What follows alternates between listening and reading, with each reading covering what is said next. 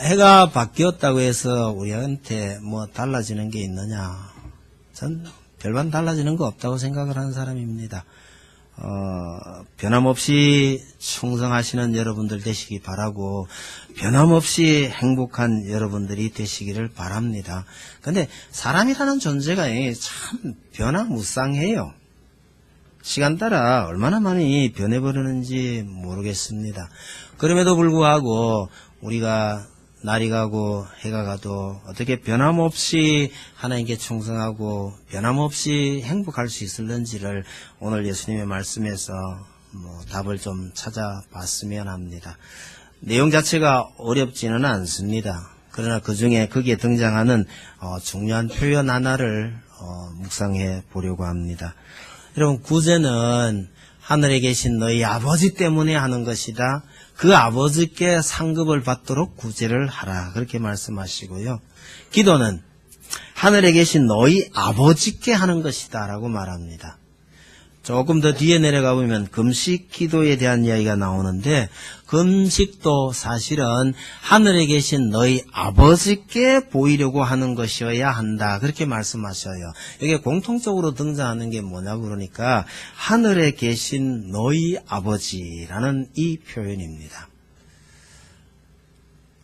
익숙한 표현인지 모르지만 이 표현을 좀 더 자세히 살펴보면서 예수님께서 우리 그리스도인들이 구제도 하고 기도도 하고 아니면 어떤 다른 활동을 충성을 할 때라도 항상 염두에 둬야 될 것이 하늘에 계신 너희 아버지, 이분을 잊지 말라고 당부하고 있다는 것을 살펴보시기를 바랍니다. 이 말씀의 의미가 뭐냐 그러니까요, 우리가 뭘 하든지 간에 하늘에 계신 우리 아버지께 하는 것이다. 이 말에 중요한 그 전제 하나가 뭐냐면요, 하나님을 제대로 알라는 것입니다. 예수님의 말씀은 하나님께 잘 보여야 한다, 하나님께서 상급 주시도록 해야 된다, 이 말씀이신데, 그렇게 되려면요 우리는 그 하나님이 어떤 분이신지를 잘 알아야 이게 가능한 일인데, 일단은 유대인들에게는 이것을 예수님께서 자세히 말씀하실 필요를 느끼지 못한 듯합니다. 자세하게 말씀 안 하셨어요. 유대인들은 하나님은 잘 안다고 생각하니까요. 그러나 이방인들에게 만약에 이 말씀을 하신다고 보면 하나님을 먼저 잘 알아야 된다, 이 말씀을 꼭 하셔야 합니다. 특별히 우리나라 사람들을 생각을 해보면요, 여러분, 한국인들은 참 열심히 기도하는 민족 중에 하나입니다. 신에게 기도 안 하는 민족이 있겠습니까만은 열심히 기도를 하기는 하는데 누구에게 기도하는지에 대한 관심은 좀 부족해요.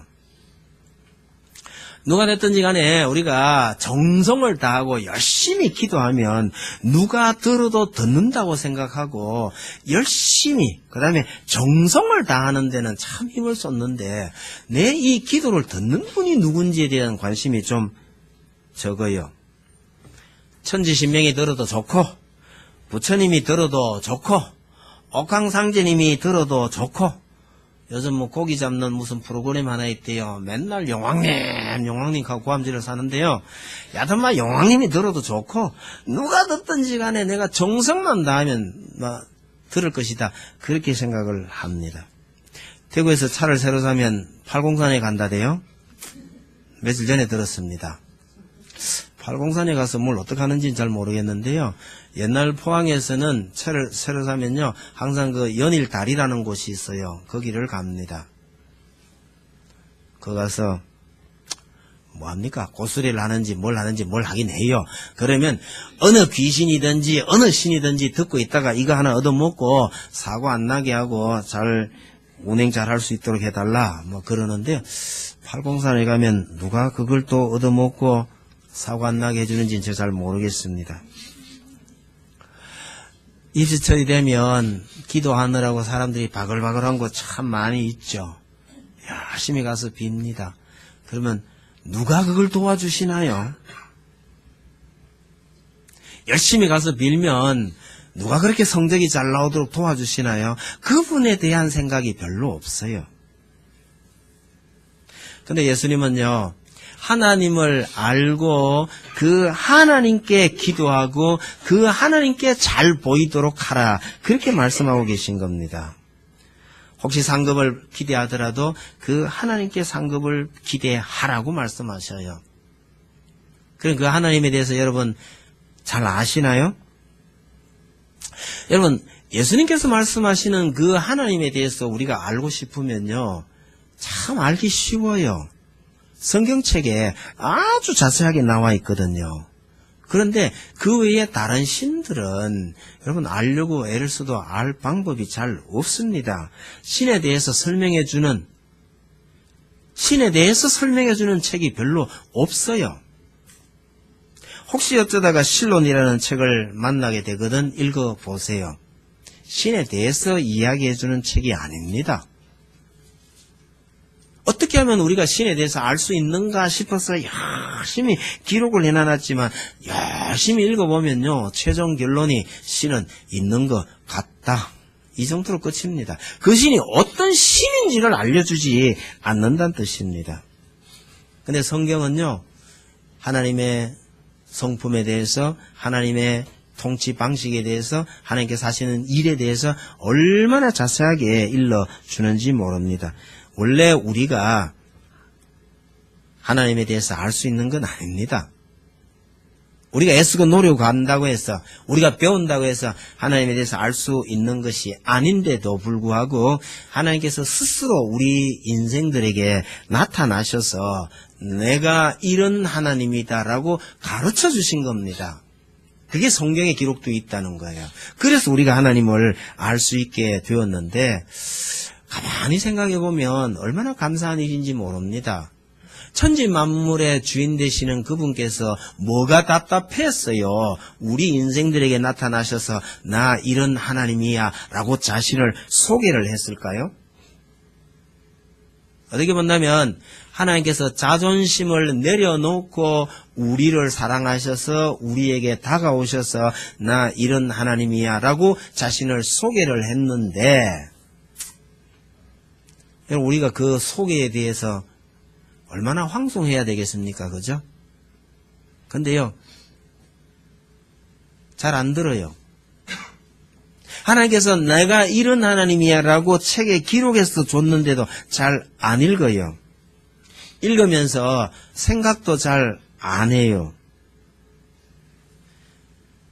그리스도인들이 성경책 열심히 읽는데요, 왜 읽습니까? 하나님에 대해서, 하나님이 어떤 분이신지를 알기 위해서 어떤 그런 간절함으로 읽느냐, 아니면요, 옛날에 우린 좀 그랬습니다. 성경 몇 번 읽었느냐고 물을 때 대답하려고 성경 열심히 읽어요. 그러다 보니 읽기 싫은 부분 빠뜨리기도 어렵고, 그죠? 그렇게 읽다가 성경 하나님을 만난 분들도 들어있기는 합니다만은, 여러분, 하나님께서 자신의 어떤 체면이나 이런 거 다 내려놓고요, 우리에게 다가오셔서 하나님 자신을 설명한 책이 성경책입니다. 얼마나 귀하게 여겨야 하는지 모릅니다. 그런데 그런 하나님을 우리가 잘 알게 되면 하나님께 기도하게 되고 그분에게 상급을 기대하고 그분에게 잘 보이려고 하는 게 너무 자연스럽게 그렇게 됩니다. 하나님에게 잘 보이려고 애쓰고 노력하는 것이 그리스도인의 기본인데도 불구하고 하나님에게 잘 보일 생각이 전혀 없는 사람들은 어떤 점에서 하나님을 모르는 사람들이라고 해야 되겠죠. 유대인들은 하나님에 대해서 잘 알고 있다고 생각하기 때문에 하나님께서 굳이 하나님 아버지에 대해서 자세하게 설명을 하시지 않았습니다. 단지 간단하게 표현했는데 하늘에 계신 너희 아버지, 이렇게만 말씀하신 거예요. 이 말씀 속의 의미를 두 개를 나눠서 생각해 보실 필요가 있습니다. 하나님은 어떤 분이시냐? 하늘에 계신 분이래요. 하늘에 계신 분. 왜 하늘에 계셔요? 하나님께서 거하시는 장소만을 의미하는 것이 아니라 하늘을 주관하시는 분이시요, 하늘을 지으신 분이시요, 하늘 아래 있는 모든 것을 다스리시는 분이다라는 뜻에서 하늘에 계신이라고 표현하고 있는 겁니다. 만물을 창조하시고 만물을 주관하시고 만물을 다스리시는, 또 하늘의 종군 천사를 거느리시고 이 땅을 정결케 하시는 분, 그분이 하나님이시다. 그런 의미를 담아서 하늘에 계신 하나님, 이 하나님을 믿으라는 거예요. 이 하나님을 알아야 된다라고 말하는 겁니다. 여러분, 하나님 어떤 분이십니까? 간단하게 말하면 하늘에 계신 분이죠. 그 의미가 지니고 있는 많은 의미들을 우리가 다 이해를 잘 해야 하는데, 그것만으로는 충분하지가 않습니다. 중요한 건 뭐냐면요, 그렇게 능력 있는 그분이 나와 무슨 관계냐가 또 중요해지는 거죠. 여러분, 우리나라 최고 부자가 누구냐? 그 부자 누구이든 아무 상관이 없습니다. 왜? 나하고 아무 관계 없으면요. 우리나라의 최고 부자인들, 아니면요, 대구에서 제일 부자 누구든 나하고 아무 관계 없다면 그게 무슨 소용이 있어요? 예수님께서 두 번째 말씀하신 너희 아버지께라고 하는 너희 아버지가 바로 그렇게 능력이 있으신 그 하나님과 나와의 관계를 이야기해 주고 있는 거죠. 천지 만물을 주관하시는 바로 그분이 내 아버지라는 것을 알고 기도를 하든 구제를 하든 금식을 하든 하라는 겁니다. 예수님께서 우리에게 말씀하실 때에 하늘에 계신 너희 아버지께라는 이 단순한 표현 속에는 하나님의 그 위대하심과 그 하나님과 우리와의 관계가 무엇인가를 분명하게 정의를 해두시고, 이런 하나님께 기도하고 이런 하나님을 의식하고 구제를 해도 해야 된다라고 말씀하시는 겁니다. 그래서 여러분, 어떤 의미에서 우리 인생에 있어서 가장 우선적인 일은 하나님 아는 겁니다. 유대인들은 하나님을 비교적 잘 안다고 생각했어요. 그 유대인들을 향해서 호세아가 이렇게 말합니다. 그러므로 우리가 여호와를 알자, 힘써 여호와를 알자라고 합니다.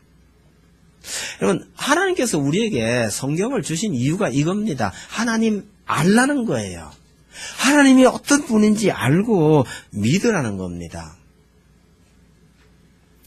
여호와를 경외하는 것이 지혜의 근본이요 거룩하신 자를 아는 것이 명철이니라. 여러분, 세상에 지혜로운 자들 참 많잖아요. 소위 석학이라고 해서 참 만물박사 같은 분들이 정말 많아요. 그러나 하나님을 모르면 아무것도 모르는 겁니다. 하나님을 모르면 그게 지혜로운 게 아니라는 거예요. 거룩하신 자를 아는 것이 명철이니라 그랬고요. 그것 때문에 하나님께서 우리에게 성경을 통해서 하나님 알도록 하셨습니다. 하나님의 간절한 소망을 나타내는 이사야 말씀요, 내 거룩한 산 모든 곳에서 해됨도 없고 상함도 없을 것이니 이는 물이 바다를 덮음같이 여호와를 아는 지식이 세상에 충만할 것임이니라. 하나님께서 원하시는 세상은요, 하나님을 아는 지식이 충만한 세상, 하나님께서 그걸 원하고 계시는 겁니다. 그래서 우리가 그리스도인이 해야 할 일들이 참 많지만 기도도 중요하고 구제나 금식도 중요합니다. 그런데 그거보다 더 중요한 것은 하나님을 아는 것이라고 말합니다. 하나님을 알고 그 다음에 그분께 기도하고, 하나님을 알고 그분이 상 주실 것을 기대하고 구제하고, 그렇게 하라는 거죠. 그래서 우리 그리스도인들은 우리가 무슨 일을 하든지 하나님 때문에라는 것이 굉장히 중요합니다. 참아야 할 때가 참 많잖아요. 왜 참아야 하죠? 다른 것 때문에 참는 건 별 소용이 없을지 모릅니다. 아마 유용한 점은 있겠죠. 그러나 하나님 때문에 참는 것이 참 복입니다. 억울한 일 당할 때 많잖아요. 야, 그렇게 하고도 어떻게 살아? 근데요, 하나님 때문에 참고 견딜 수 있다면 복이라는 얘기입니다. 여러분, 우리가 억울한 일을 당하거나 정말 고통스럽고 힘들 때 하나님의 능력이 무엇인지를 알고 그분이 우리의 아버지시라는 걸 안다면 어떤 어려움도 이겨낼 수 있는 능력을 갖게 되는 거죠. 하나님을 믿노라 해도 하나님의 능력을 알지 못하면 참기 어려워요. 아무리 하나님이 대단한 능력을 지녔다 하더라도 그분이 나를 돌아보시는 내 아버지라는 사실을 내가 믿지 않으면 견디기 더 어려워지는 겁니다. 그래서 우리가 해야 할 수많은 일 중에 가장 중요한 것은 하나님을 아는 것, 이거 잊지 마시기 바랍니다. 그래서 옛날에 그런 말이 있어요. 하나님을 잘 알지 못하는 사람에게 기도부터 시키지 말라는 거죠. 여러분, 해 뜨면 해보고 아니면 달 뜨면 달 보고 열심히 기도하던 분이 어떻게 전도 받아가지고 교회를 나왔는데요. 교회 왔다고 기도를 시키면 기도 잘 할까요? 잘 합니다. 어떻게 기도하세요? 비나이다 비나이다 하나님께 비나이다 뭐 이러고 합니다. 왜? 하던 거잖아요.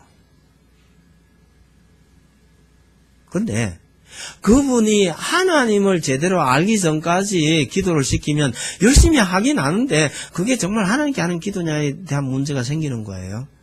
그래서 하나님을 아는 것만큼 기도가 늘어가야 되는 것, 이게 맞는 겁니다. 교회는 오래 다녔는데 하나님에 대해서 아는 바가 별로 없으면 하나님께 기도할 수 없는 겁니다. 그래서 하늘에 계신 너희 아버지께라는 이 말씀 속에서 우리가 섬기는 하나님이 어떤 분이시며 우리와 어떤 관계인지 잘 알고 그렇게 기도해야 된다는 말씀을 하시는 거죠. 그 말씀 속에 두 번째는요. 그러니까 너희는 하나님의 눈에 들어야 한다. 하나님의 마음에 합당한 사람이 되어야 한다. 그 얘기를 하시는 거죠. 여러분, 구제도 하나님 때문에 하는 거고요.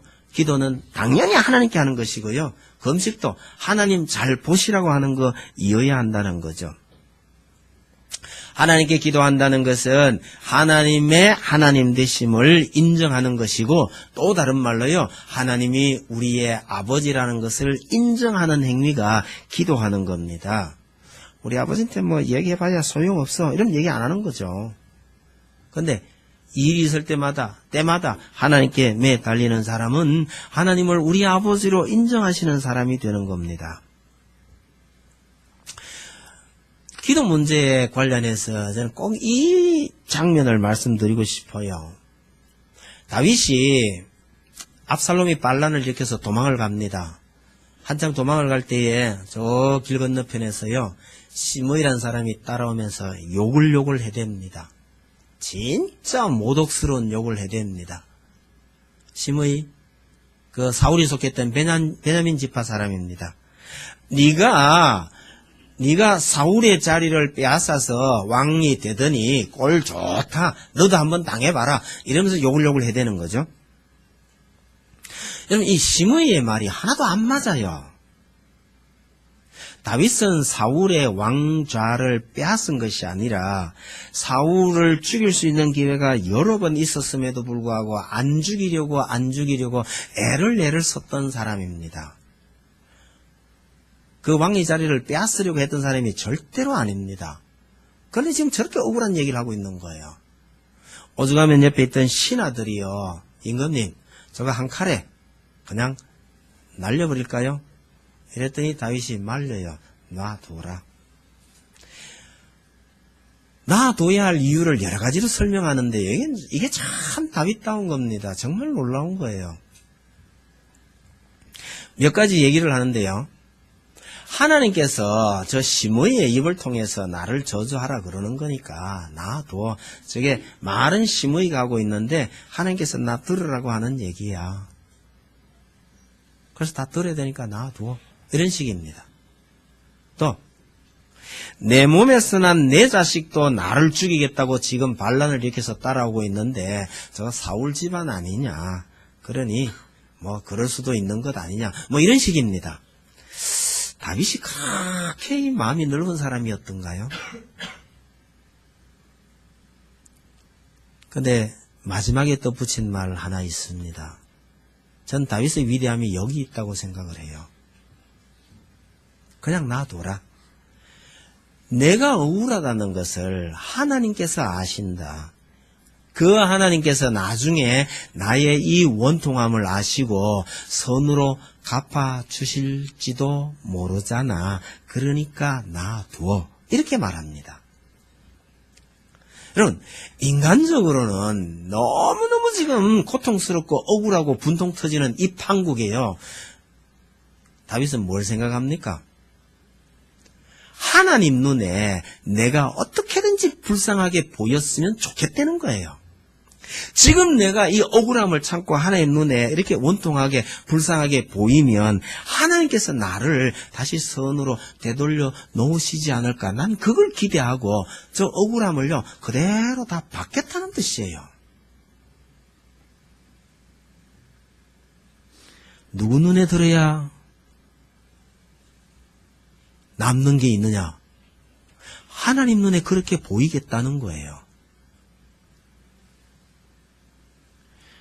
오죽하면 하나님께서 다윗을 만났더니 내 마음에 흡족한 사람이라고 말씀하시란 말이에요.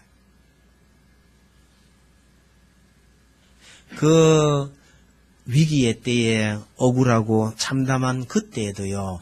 내가 하나님에게 어떻게 보여야 할지를 잊지 않고 있었던 이 다윗을 하나님께서는 다 미리 훗날 다 회복시켜 주시는 거죠. 바울과 실라가 전도하다가 억울하게 매맞고 옥에 갇힙니다. 매맞기 전에 우리는 로마 사람이다라고 말하면 안 맞을 수도 있었을 텐데 왜 그 실컷 두들겨 맞고 감옥에 갇혔다가요 나중에서야 로마 사람인 우리를 죄를 정하지도 아니하고 때릴 수 있느냐 물었더니 관리들이요 손이야 발이야 빌어서 내보내줍니다. 왜 미리 말하지 않았을까? 저는 바울이 뭐 작전 쓰는 거 아닌가 그런 생각이 들어요. 안 맞을 수도 있는데도 불구하고 뭐 상황이 좀 복잡했을 수도 있기는 하지만 그렇게 두들겨 맞는 거에 대해서 그렇게 억울한 마음이 없는 것 같아요. 지금은 너희가 나를 팬다마는 나중에 이것 때문에 너희가 크게 용서를 구해야 될 때가 있을 것이다. 왜? 그것이요 내가 복음을 전하는데 도움이 된다고 생각하는 것 같아요. 고난을 당하고 어려움을 겪더라도 이게 억울한 게 아니라 이 일로 인해서 내가 복음을 전하는데 이게 도움이 된다고 생각하니까 별로 억울하지가 않은 것 같아요. 은밀한 중에 보시는 내 아버지께서 갚으시리라 이렇게 말씀하시잖아요. 사람들은 모르는데 그 은밀한 가운데 계시는 아버지께서 이걸 알고 계신다면 내가 굳이 억울하다고 소리칠 이유가 없는 것 아니냔 말이에요. 여러분 우리가 정말 굳게 믿었던 사람이 거짓말하는 경우가 있더라고요.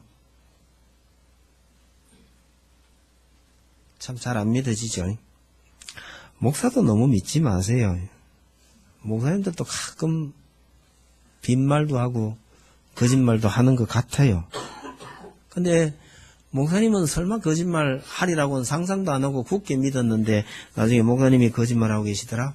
이렇게 되면요 진짜 절망이 들 때가 있고요 심지어 교회 다니는 것조차 싫어질 때가 있을 수 있습니다. 그러니까 너무 믿지 마세요.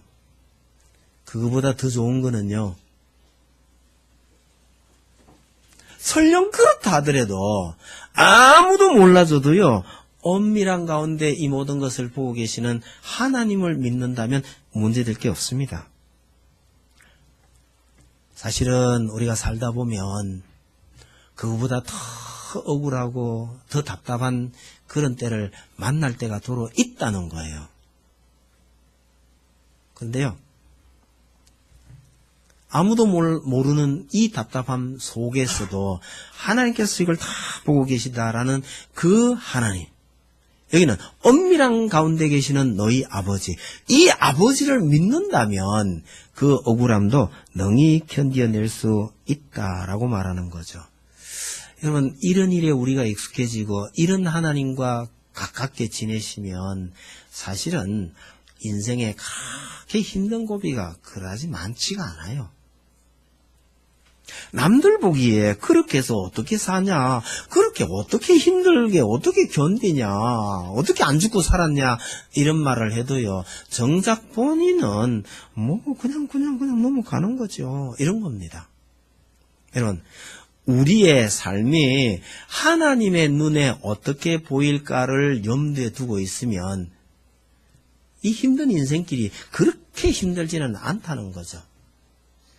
여러분, 하늘에 계신 그분이 바로 우리 아버지시라는 것을 믿고 그 아버지의 눈에 내가 어떻게 보일까를 늘 걱정하고 사시기를 바랍니다.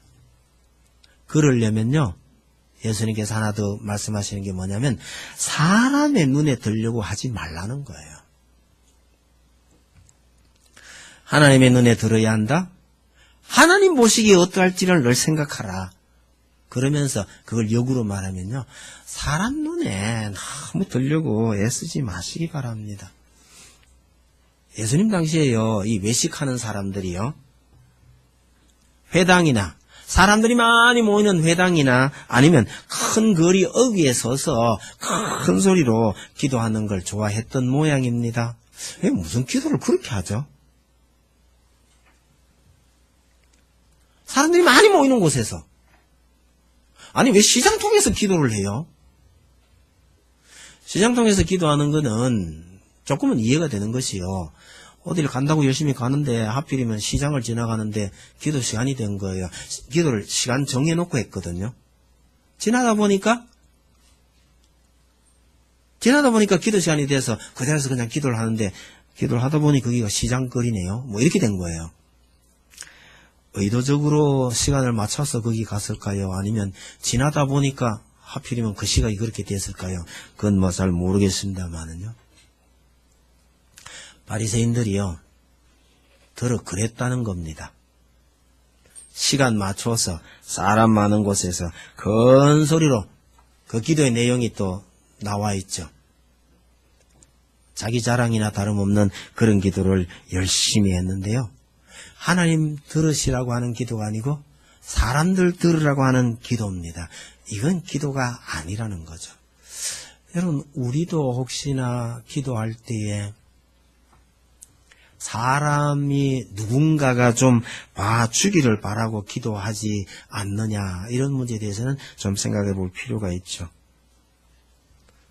전에 어떤 분이 이런 얘기 한 적이 있습니다. 목사님, 기도만 안 시키면 다른 건 다 할게요. 기도가 왜 그렇게 어려운 거죠? 기도가 어렵다고 생각하는 것은 아마도 다른 사람의 시선을 의식하기 때문이 아닐까, 그렇게 생각을 합니다. 여러분, 우리가 하나님만 의식하고 있으면 얼마든지 할 수 있는 일도요, 다른 사람을 의식하고 있으면 이게 할 수 없을 때가 종종 있기는 합니다. 그래서 어쨌든 우리는 하나님만 의식하고 하나님의 눈에만 어떻게 될까를 생각하고 살아가려고 애를 많이 써야 하지만, 이 연약한 인생이에요, 다른 사람의 눈을 의식하지 않고 하기가 참 쉽지 않습니다. 최대한 노력은 해야 되겠지만 이게 참 쉽지는 않아요. 교회 교사 일을 맡거나 성가대원 일을 맡으면요, 처음에는 정말 하나님만 생각하고 이 일을 잘해보려고 애를 씁니다. 그런데 얼마쯤 시간이 지나면 사람의 눈이 서서히 의식되기 시작합니다. 오늘은 좀 정말 잘했는 것 같은데 누가 좀 잘했다고 칭찬 안 해주나, 이런 기대감이 생기기 시작하는 겁니다. 한다고 했는데 잘 못했어요. 그러면요, 누가 그것도 하는 기냐라고 말할까 싶어서 더 눈치가 보입니다. 우리는 어쩔 수 없이 다른 사람을 이렇게 의식하고 살아갈 수밖에 없지만 그래도 하나님 먼저 의식하고 사람의 눈에 그렇게 휘둘리지 않으려고 애는 써야 되겠죠. 아마 사도 바울이 나는 날마다 죽노라라고 하신 말씀이 이런 의미 아닐까 저는 생각을 합니다. 날마다 하나님만 바라보고 사람의 시선을 의식하지 않으려고 애를 썼다. 그렇게 자신을 스스로 채찍질했다는 말을 가리켜서 나는 날마다 죽노라 이렇게 말씀하시지 않았을까. 그래서 우리 그리스도인들이 정말 하나님만 바라보고 살아야 되겠다. 그렇게 생각하는 것이 중요하다고 생각을 해요. 사람 눈에 어떻게 보일까 너무 흔들리지 맙시다. 연말에 교회가 구제하는 일로 아마 여기 주민센터하고 의논을 했더니 주민센터에서 그렇게 답변을 했나 봐요. 구제할 대상자를 선정해 줄 테니까 교회에서 여러분들이 찾아가서 전달하든지 아니면요 교회에서 그만한 액수를 자기들에게 맡기면 자기들이 찾아가서 전달해 주는 방법도 있습니다. 뭐 좋으실 대로 하십시오. 이렇게 연락이 온 것 같아요. 여러분 어느 방법이 좋을까를 한번 생각해 보세요. 목사님, 장로님들이 집집마다 찾아다니면서 봉투를 전해주는 것과 그 사람들이 평소에 접촉하던 주민센터 직원들이 전해주는 것과 그 사람들 입장에서는 어느 게 편할까요? 목사님, 장로님 만나면요 또 와서 또 하나님에 대해서 교회에 대해서 이러니까 별로 반가워 안 할 것 같아요. 우리 입장에서도요, 교회가 이런 일을 하고 있습니다 하고 자꾸 드러내려고 그러면 또 어떤 사람들은 또 별로 안 좋아할 것 같기도 하고 그래요. 왜냐? 사람들은 참 희한하게도요, 누군가에게 도움을 받는다는 것을 그렇게 자랑스럽게 여기지 않습니다. 저도 제 경험에 그런 게 있어요. 공부 잘해가지고 자금 받는데도요, 이것도 도움이라고 생각하니까 좀 그다지 자랑스럽지 않더라고요. 자격지심인지는 모르지만 옛날에 공부 잘해서 받는 장학금도 다른 사람들한테 이렇게 떠벌리는 것이 싫더라고요. 그래서 저는 교회에서 장학금 주고 구제하고 이럴 때요 다 불러내와가 박수치고 격려하고 사진 찍고 이러는 거 개인적으로 좀 싫더라고요. 누가 알면 된다? 하나님께서 아시면 되는 것 아니겠냐. 전 그런 생각을 참 많이 해요.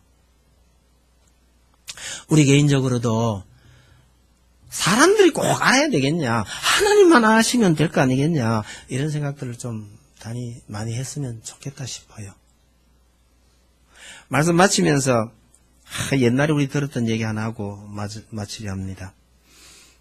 우리 어릴 때 은혜 받은 이야기 중에는 이런 게 있어요. 목사님이 설교하러 올라오셨는데 면도를요 반만 했더래요.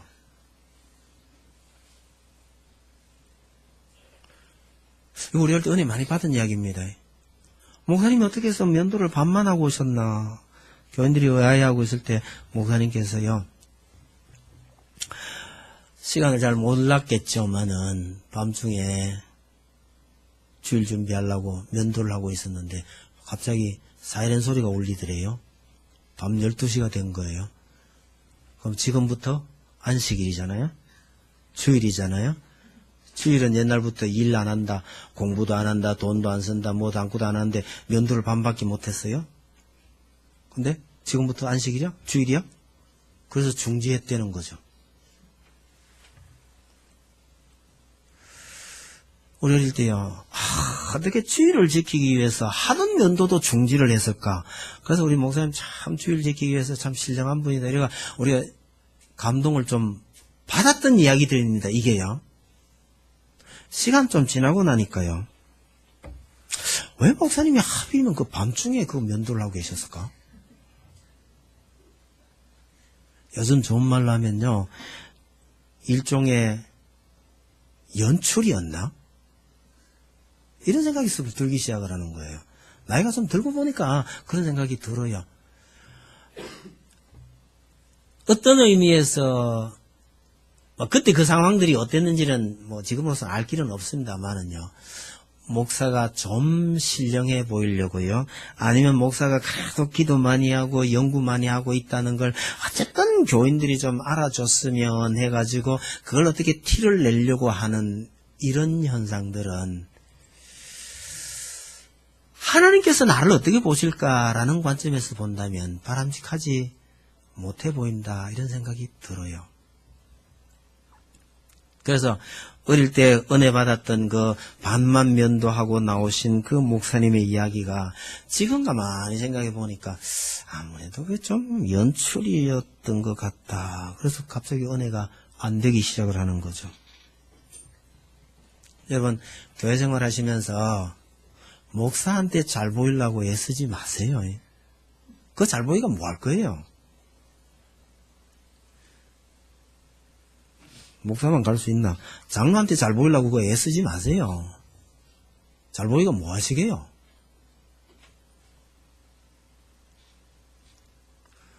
그래서 제가 서울 있을 때는 가끔 공갈은 좀 칩니다. 담임 목사님이 한 달 동안 해외 출장을 나가셨는데 새벽기도 숫자가 좀 줄어들면요.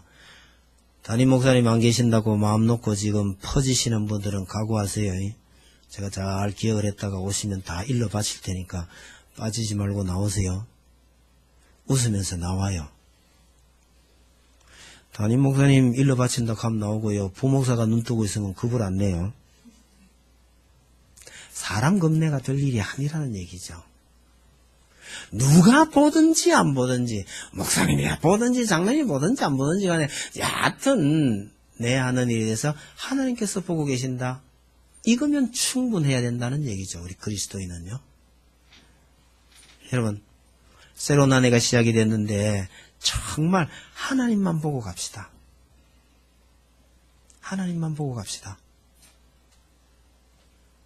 누가 안 알아줘도요. 별 관계 없습니다. 누가 보고 계시면요. 하나님께서 보고 계시면 아무 문제 없습니다.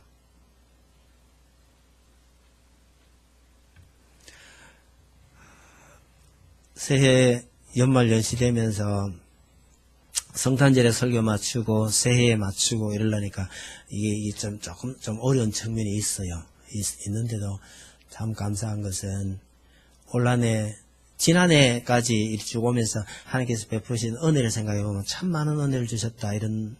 참 많은 은혜를 주신 게 정말 사실이고 감사합니다. 우리가 그 하나님께 어떻게 보답할 수 있을까? 딱 한마디만요. 하나님만 보고 갑시다. 하나님 때문에 참을 거 참을 수 있고요. 하나님 때문에 우리가 이런 일을 한다면 하나님께서 정말 기뻐하실 거라고 생각을 합니다. 정말 하나님만 바라보고 하나님 눈에 내가 어떻게 보일까만 생각하고 열심히 살아가느라면 그것이 우리의 참 큰 복이 되지 않을까. 그렇게 해서 당부 말씀을 드립니다. 찬송 드립시다.